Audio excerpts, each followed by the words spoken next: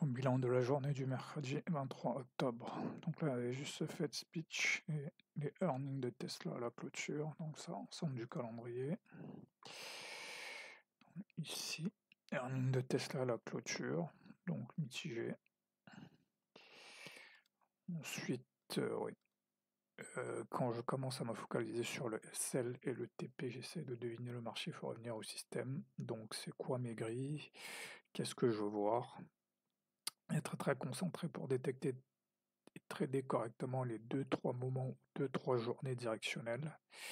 Ça, c'est important. C'est là où le marché est le plus simple. Ne pas être complaisant dans les journées easy mode, ouais, ça, c'est assez important aussi. Faire des ajouts et du sursize.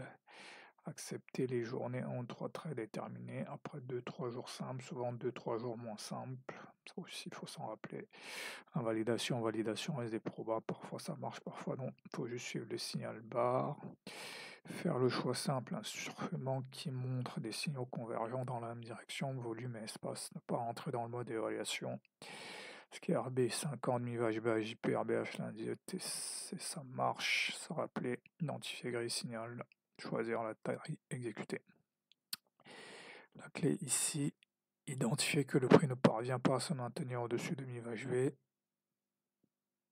Donc le prix a baissé sur la session à 10 euros, donc forte proba de baisse quand le rebond BJP échoue. Il faut trader le break direct parce que ça devient un test 1-2. Puis la cassure test confirmation à partir de là, breakout mode baisse, H1530 en résistance, BJP en résistance, les SVG restent ouverts, donc vendeur en nid. Là où j'aurais pu placer des ordres de vente sur le H1530, les SVG et BJP. Donc ici à l'ouverture, pas de signal ici, pas de signal. Ici, pareil, toujours pas de signal. Pas faire un scalp, mais ici c'est raisonnable d'acheter, voilà. Reversal avant 17h30, raisonnable. J'aurais même pu rajouter ici.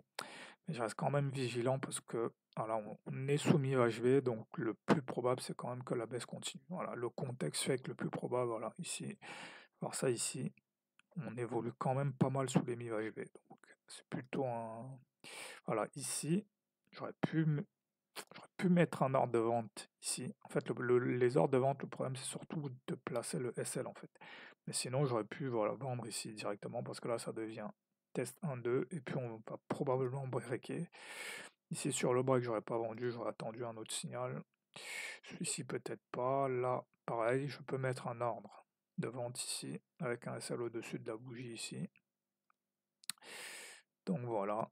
Bear flag, ça c'est voilà, ça c'est ce que je veux voir. Dès qu'on essaye de remonter, on repart tout de suite à la baisse. Donc là, signal de vente. Ici, ça aurait été même encore plus clair sur le Nasdaq, parce que là, c'est vraiment, on vient rechercher BJP.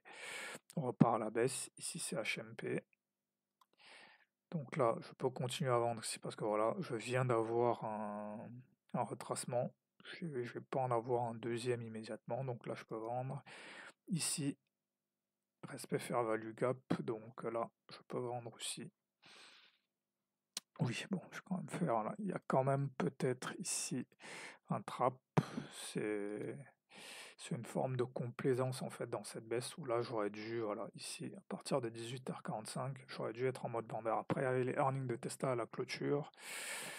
Donc ça pouvait partir en reversal aussi, mais à partir d'ici, j'aurais pas dû hésiter. J'aurais dû voir que là, quand même, le plus probable, c'était que la baisse continue. Donc là, ici, signal de vente encore. Là, pareil, j'aurais pu mettre un ordre ici, sur le milieu de la bougie. Là, respect fair value gap. C'est la même chose qu'ici, en fait. La veille, ici, quand il y a une journée directionnelle, à partir de 18h45, on va dire, les signaux deviennent très probables. Donc ici, 19h30, j'aurais pu vendre. Plus oui, là, il y avait HMP, donc c'était assez probable qu'on allait chercher HMP. Voilà. Ensuite, ici, il y a quand même le reversal. Donc, si je m'attendais à ce qu'il arrive plus tôt, mais il arrive ici, donc ça aussi à 20h30, c'était très à prendre. Voilà, ce reversal. On avale 3 bougies rouges, on ferme des fair value gap, donc assez probable qu'on peut revenir chercher BHP, ou au moins un retracement de 50%.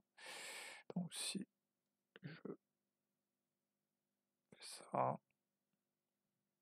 Donc assez probable qu'on peut revenir ici ou ici. Donc si un RR de 1 c'était tradable. Voilà. Ici on respecte le fair value gap. Hop. Voilà. Et on revient chercher ici. Je pense que sur les autres, c'est pareil. Donc oui, donc c'était, oui, le reversal était tradable en fait. Mais bon. Donc voilà, sur cette journée. Donc si je regarde les autres.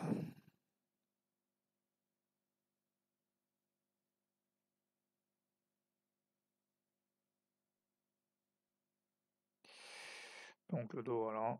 Soumis va HB, soumis va HB. Donc là on continue à baisser. Qu'est-ce qu'on peut venir chercher? Peut-être ce plus haut là. C'est pas impossible. Voilà les plus hauts de septembre. Ou même ici.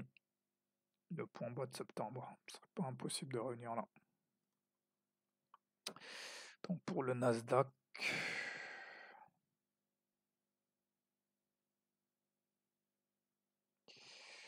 Pour le Nasdaq, ouais. Voilà, il se maintenait au-dessus, mais là, voilà, ça a échoué. Et là, on est revenu chercher directement BHP. Donc pareil, ça peut continuer à descendre.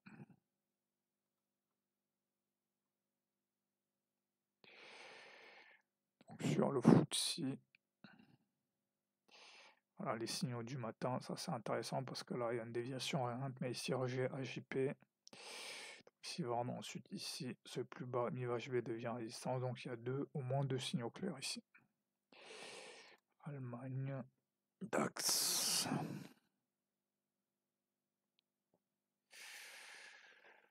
Le DAX. Là, il y a un rejet ici sur MIV US, donc ça peut se vendre, mais bon, rien de très clair.